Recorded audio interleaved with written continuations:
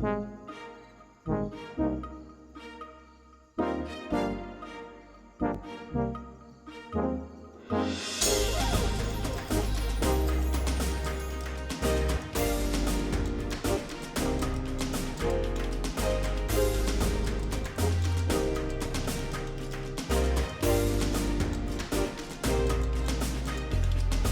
welcome to the live podcast segment, everyone. Yeah, I like that energy. Come on. So have we not had an incredible evening so far? Can we give a round of applause to the organizers, those who have served? You guys did an incredible job. The food has been incredible. So my name is Aaron Bao, and I work for the London International Christian Church. I'm also an entrepreneur. I'm trying to start my own business. Come on. Yeah. This is my incredible friend, Michelle. Do you want to introduce yourself? Hi, guys. My name's Michelle. I'm a paralegal in commercial fraud. And we have the pleasure of welcoming two very special people. So not only do they hold an incredible example in life, career, and marriage, but it's actually safe to say that without them, both Michelle and myself, we wouldn't actually be here. We wouldn't be here today. And the same actually goes for many of us in the audience today. So it is with an incredible honor that I get to welcome Tosin and Anna Adeshabin to the stage. Yes, that's good.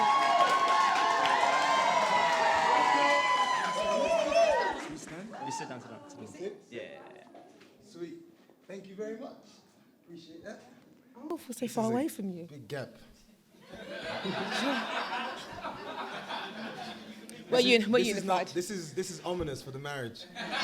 You guys want to be a bit more, unified. Sure. There we go. Thank you very much. That's great. Can I just say sweet, thanks, bro. Don't worry about it. This is fine. This is already a lesson. Yeah. Yep. Okay, so do you guys want to give a quick intro, who you are and what you do? Ladies first. Okay, so my name is Anna Adeshabin, and I work in advertising. Oh. Yeah, so my name is Tosin Adeshabin. I'm married now 3+. Ooh. Over 3 years and December. 3 years and 4 months. It's 3 years and 4 months, and I work in financial crime. And I also do football content. So if you're a football fan, Fleet-footed. search up Fleet-footed, FLEETFOOTED on YouTube. Subscribe to that, like that, share that. Get me to 1,000 subs. Thank you. Absolutely, yeah. So these Cheeky guys, plug.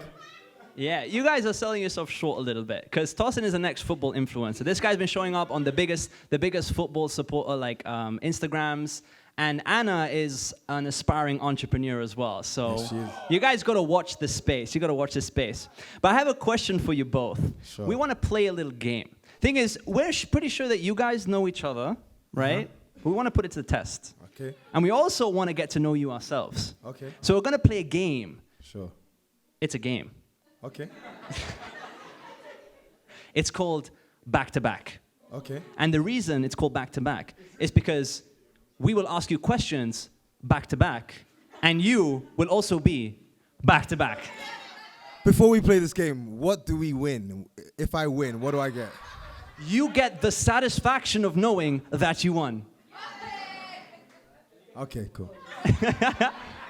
So here's how it's gonna go. In a moment, we're all gonna stand up. You guys are gonna go back to back, and we're gonna fire some questions at you, and you're gonna have to vote on who the question applies to. So it might be something like, okay, who is the best looking? And you have to either vote me or the other person. So Practice run. it's gonna be a test of both knowledge and humility. All right, snap. Yeah, it's not based on my strength. You guys got this. So here's how it's gonna go. We're all gonna stand up, Sure. and you're gonna go back to back. You can pretend like you're holding a gun, but I wouldn't be, too offensive. There you go. So you can just go back to back. And I'll start off with the first question, and then we'll alternate. Okay, so who is most likely to call the restaurant manager to complain during a meal? Nice, that's 1 out of 15. Who is most likely to ask for advice and not follow it?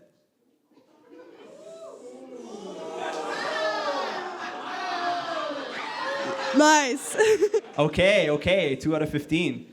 Who is most likely to take a risk? Okay. Nice. Well, okay, we're doing pretty good so far. Who is most likely to eat something off the floor?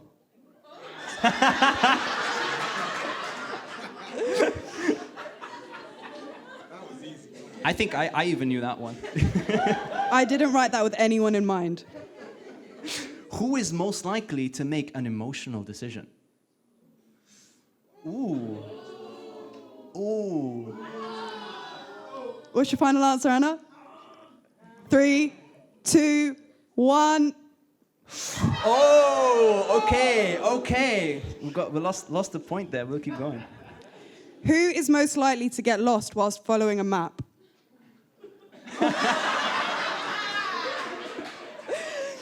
Okay. No points. Who is most likely to be the first to say sorry? Nice. Okay. You know what they say, when the wife is right, I'm wrong, and when I'm wrong, I'm wrong. I think you embody that. Who is most likely to come up with a plan in a stressful situation?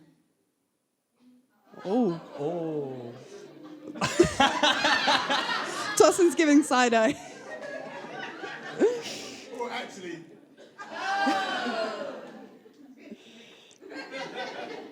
Okay. Who is most likely to be the one who saves money? Okay. Nice. Who is most likely to forget their keys at home?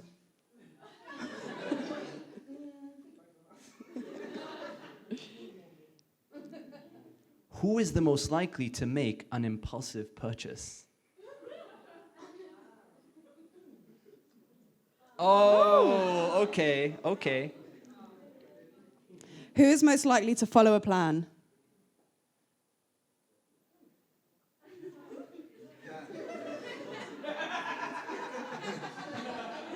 Nice. All right. Oh, this one's a bit controversial. Who's the better cook in the relationship? Oh! Okay. Nice. We have consensus. Second most controversial. Who's the funnier partner? Oh.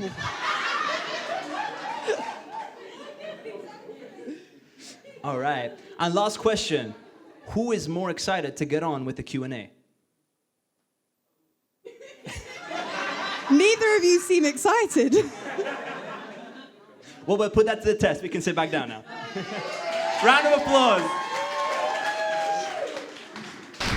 How many did we get? 11 out of 15. Legendary. Oh, which one's wrong? I think that's probably something you want to talk about, you know. Monday tea time. So now that we've all gotten a chance to get to know you, we want to actually dig a little bit deeper and ask some questions. And we want to ask questions relating to your marriage and what life was like as a single, particularly as a single with godly values and what that was like. So I want to start off with probably one of the only questions that you can start with when talking about marriage and love, and that is, where and how did you two meet? Ladies first. Oh my gosh. How did we meet? We met in church. And when Tossin when he got baptized, is the day that I met him. And our mutual friend said to me, and I think I found your husband. And I was like, oh, no, you haven't. Because I just kind of had like, I was a bit prejudiced towards Nigerian men. And he wasn't the right height as well. And I was like, no, this is not my husband. But then God is really kind, and he knows how to work on my heart. Black Panther came out.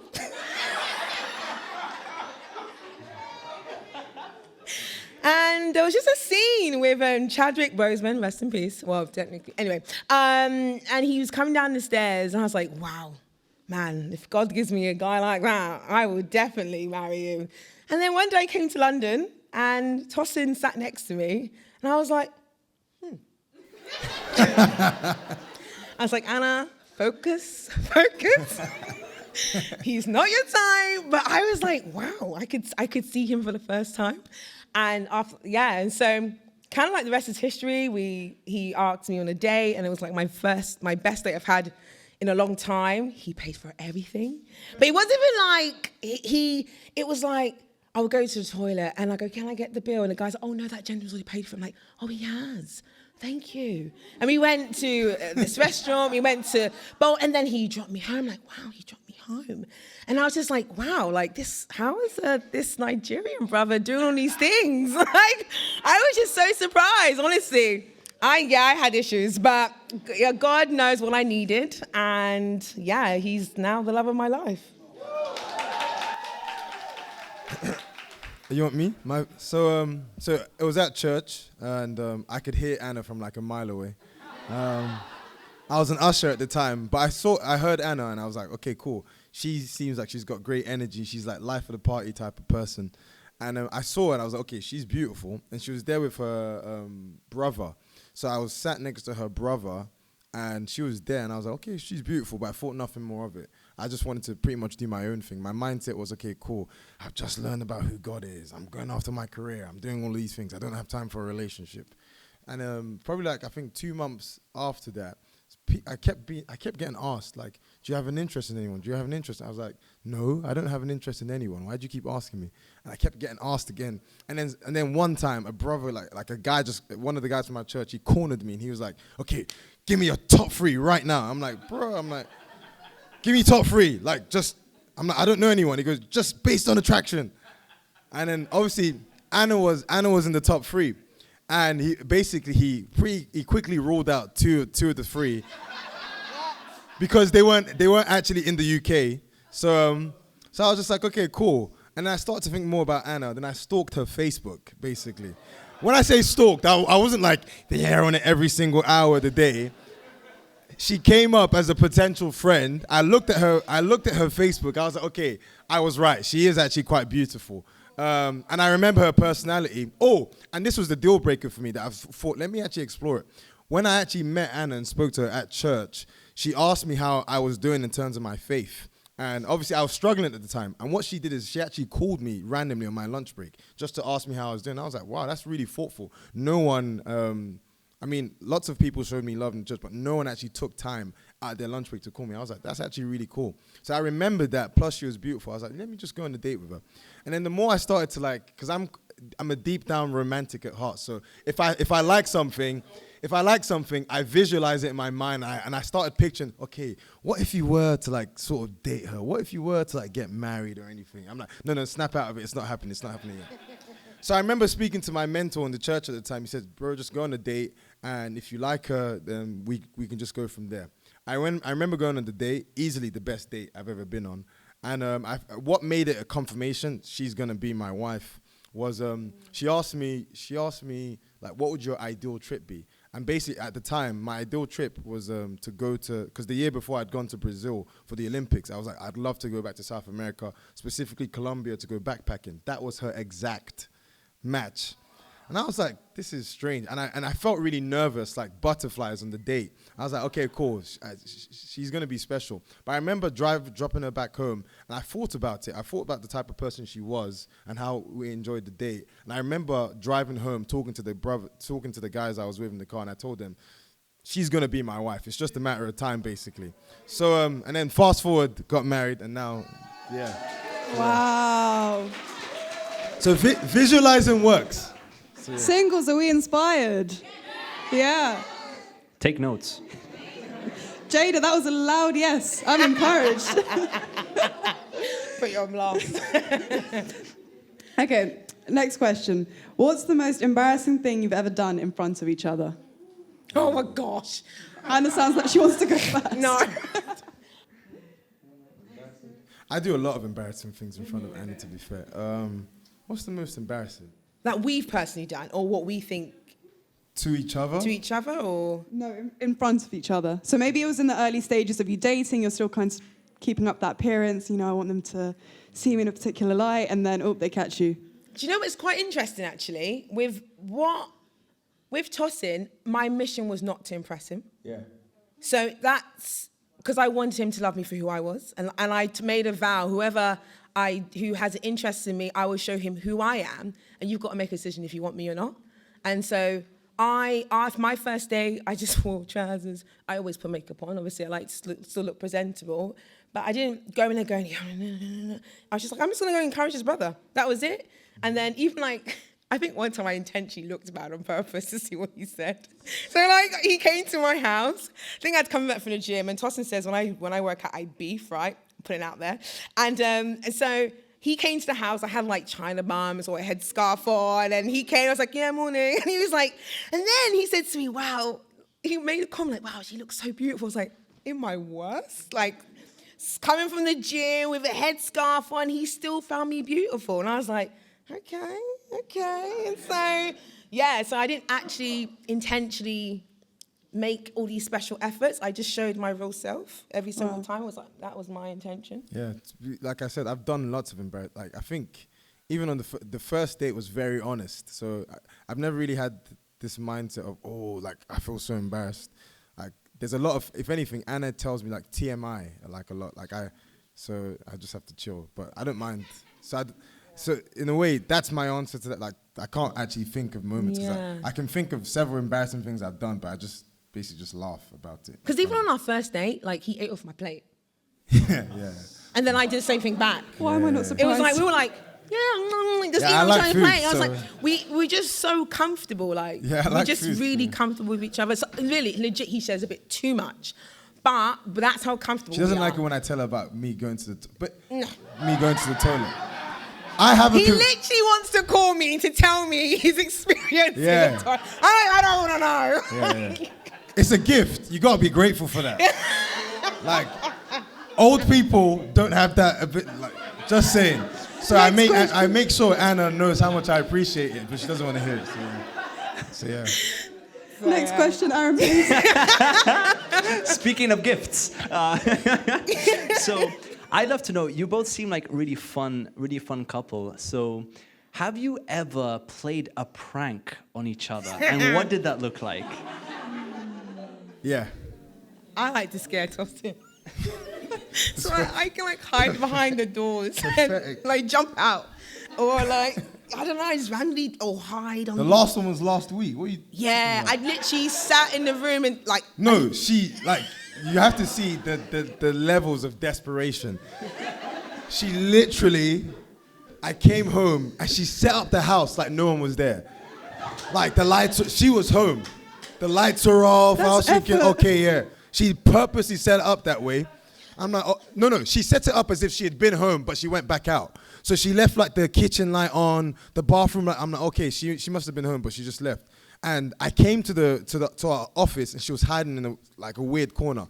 I thought nothing of it because I was hungry. I came, and she let me prepare food for like 10 minutes. Didn't do anything. I full on went to the kitchen, made food and everything.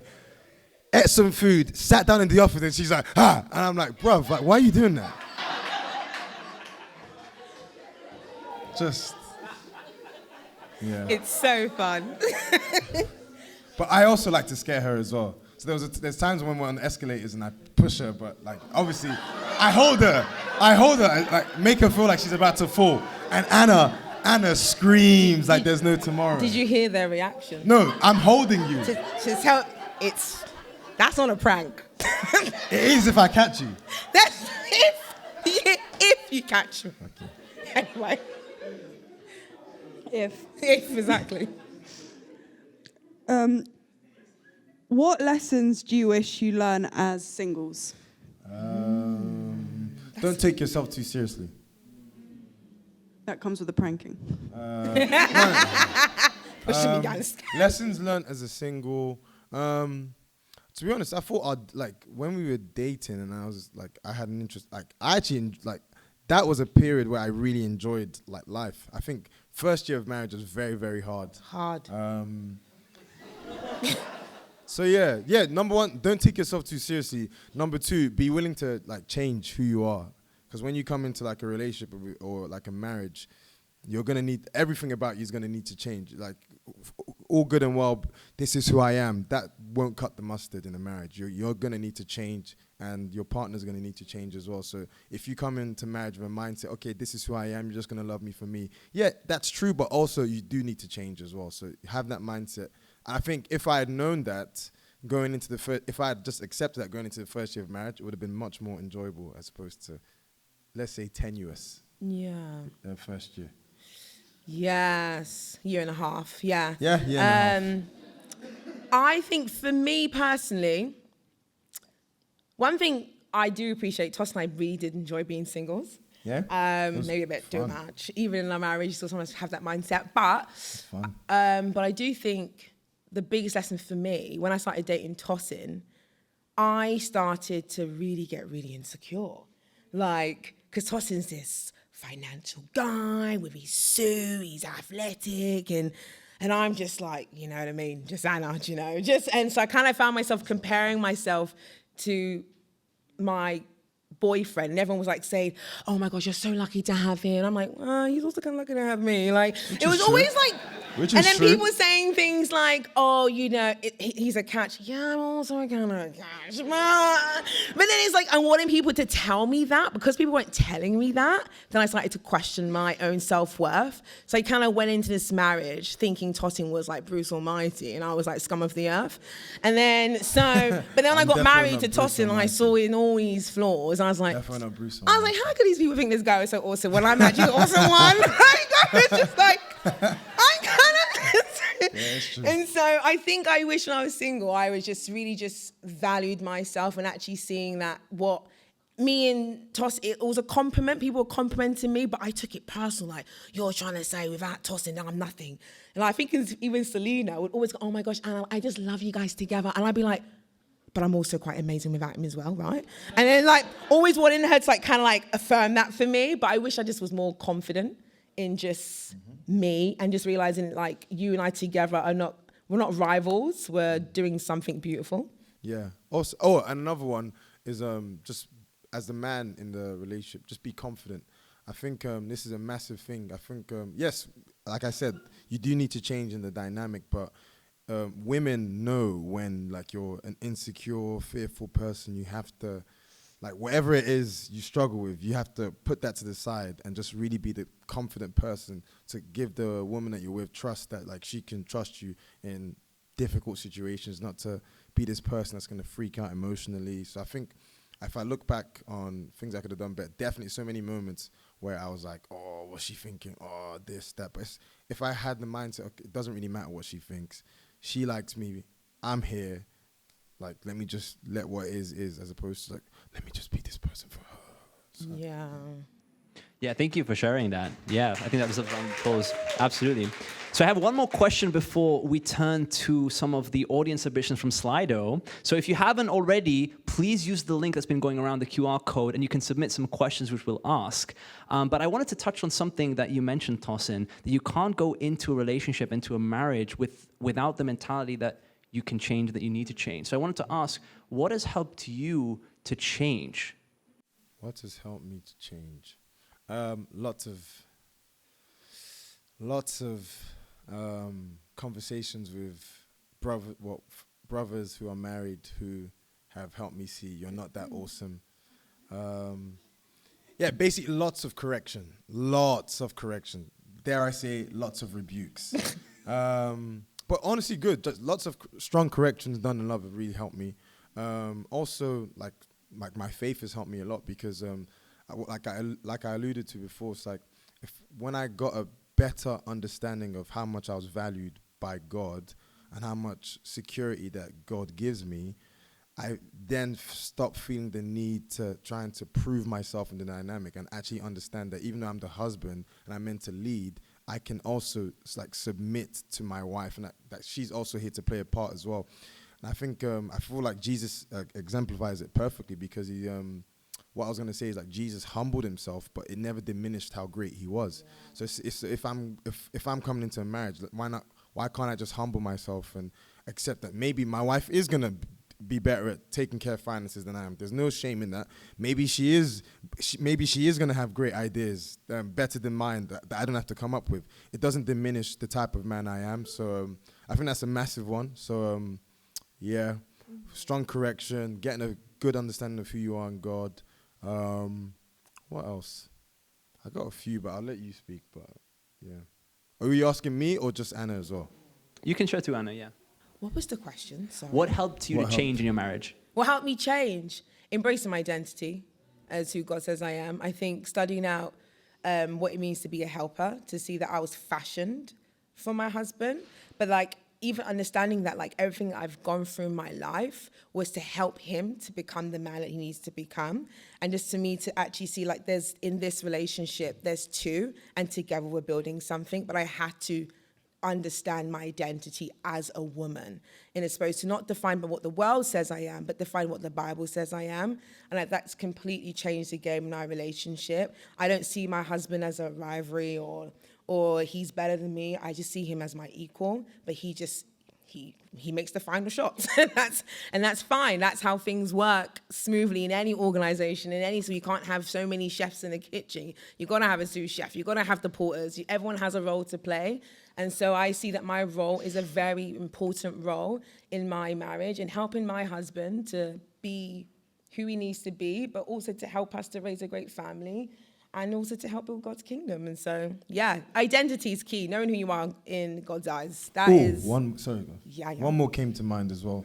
Oh, man, I just had it. It's gone. Yeah, hard work. Marriage is hard work. It's consistent, continuous, daily, intentional work. If I think about the week, like there was a period in our marriage when we weren't doing well, and it was those periods where most of my days I was in my head thinking about myself. Meanwhile, my wife is suffering mentally as well. And I'm just thinking, man, like it takes consistent focus. Like even now, during the week, if I hear something that she's struggling with, I have to bring that up on the Monday when we have our own weekly, and I have to find ways to inspire her to get out of that thinking. Because if I don't, if I allow that thinking to sit in her mind for more than that week I've heard it, there's going to be problems. So it's just consistent, continuous hard work. And I think just embracing that, that's what it is. A marriage is like the husband, the word husband, it literally, the root is to cultivate. You're cultivating a home, you're cultivating your wife, you're cultivating her mindset, you're cultivating her convictions. So you're responsible for that. So I think actually realizing, okay, dang, like there's actually a lot of work I need to do outside of my job. Okay, cool, that's fine. A good marriage just doesn't happen out of nowhere. You have to go through struggle and pain, but you have to put in so much work to make it good. So you don't find a dream husband. You make your dream husband as a wife. You don't find your dream wife. You make her your dream wife. You make her. You put in these convictions that you want to see her embrace that are going to help her, and then you enjoy the fruits of it after you've done the hard work. Perfectly said. So, yeah. Wow, very well said. Very well said. Awesome. Thank you so much both for sharing. Now we're actually going to turn to the audience and ask some questions from Slido. I'll let Michelle ask the first one. So this first one ties in quite nicely with what you've just mentioned, Hosen. And it's, how much did physical attraction play into your relationship, especially at initiation? Because you just mentioned you make your dream wife, you make your dream husband. Yeah. But I think those early stages, if we can just take you back to those days, I think it's something that I think people are quite conscious about, because you obviously want to be attracted to your partner, but at the same time you want to keep it God-focused. You want to make sure that it's not the only thing that's drawing you to that person. What kind of secured for you? You said there was that moment where you just knew Anna was going to be your wife. Yeah, I mean, I knew Anna was beautiful. Like, I knew I was physically attracted to her before, but like that wasn't what drew me to Anna. What drew me to Anna was she was confident. She was like energy, life of the party, someone that's going to help me come out my shell. I would say Anna's like personality and spiritual qualities made her physically even more beautiful to me. So the physical attraction, of course, it's important, as is anything else, but it's not the most important thing. But like, I'm not going to be here and be like, yeah, hey, physical attraction doesn't, like, that's absolute nonsense. Like, you need to be physically attracted to your wife. Otherwise, you're going to have a pretty hard marriage. So, yeah. Is it okay to have a type? Sorry? No. Nope. Because the types I had before I got married, got smashed. And the types Anna had got smashed as well. Smashed, demolished. So what you want is, what you want is not what you need. Yeah. So you may want something, but it may not necessarily be what you need. So that you may need to change your type. Yeah. Or you may need to keep it. Maybe your type is what you need. Who knows? I guess you'll find out when you go for it. Okay. On the topic of keeping things, I'm curious. We had a submission. How do you keep your relationship exciting? That's a good question. I prank him. Scare each other on the elevator? Honestly, a big one is we don't focus on each other a lot. And what do I mean by that? Of course, like I focus on my wife. She's my number one priority outside of my relationship with God. But like my every minute isn't spent, Hannah. Like she's got stuff she's got to do. I've got stuff I got to do. So like we are both very focused. Like we've got the same purpose. So because we're aligned with the same purpose and we both want to do great things for God, I'm going to spend every single minute of my life making sure that's a possibility. And same thing for Anna. So really and truly, every time we come home in the night, it's telling each other about, oh, this happened to me today and this happened to me today, as opposed to I'm spending all day texting her, talking like, why do I need to be doing that for? I'm going to see you at home. Like we can talk. I'm going to spend my day using my gifts and my abilities to make the most of them. She's going to do the same. And then we come home, we can just excite each other with all the stuff that's happened to us. And there's always crazy stuff happening every week. Yeah. Like, if it's not to her, it's to me. It's quite hilarious, actually. So, yeah. So I think that's it. Just don't focus intensely on each other. I agree with that. I think I totally, Toss and I have the same mindset. Our marriage is to glorify God. And like we have a strong conviction on that. And so we like to invite people into our marriage. And I just have you two guys just interviewing us today are a product of our marriage. Fruit of our marriage. Fruit of marriage. And just really inviting people in. And and we also like try random things. Like we like to cook together. We like to take trips together. Yeah. We travel. I don't like working out with him. I like to work out by myself, but we like to. But we also, like, my mindset is, I've never wanted to be this person that gets married and you don't see me again. I hate that. I never want to be that. I've seen it so many times. Okay, we get married and it's just, bye, it's just us. It's like, no. So, like, I want to enjoy my wife, but at the same time, have people over, like, talk, do things with other people. I don't want to just be siloed in my house. Just like, come on, we're going to end up killing each other, basically. Yeah, like, first time we ever sat down, like we never eat in the bed, right? Like it's one thing, I don't like food in the room. But one time we just, checked out to a hotel in London and we ordered takeaway. And I was like, babe, we've never actually sat down in front of the TV and ate food in the bed. I was like, wow. And it's not like, but we just don't want to be that person that has that life who just sits on the sofa, Netflix, and how was just like, yeah, good. Okay, what's on for dinner? Oh my gosh, I would die. Like I need excitement, and same as Tossin. So Tossin and I both have individual life that we live, then we come together and share it.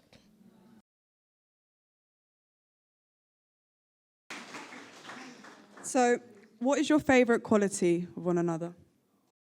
My mind went physical straight away. But Okay, fair. I'm not going to do that. Yeah. Sure. Mine is Anna's positivity. So I naturally am not a morning person, but I'm becoming a morning person because every time I wake up, she's just like excited, like, yeah, it's a great day. I'm like, yeah, it's a great day, but I want it to be a bad day in my mind. And Anna's like, no, she's smiling. The worst is when I wake up late. When I wake up late, I feel like the world is about to end. But Anna wakes up, she's like, yeah.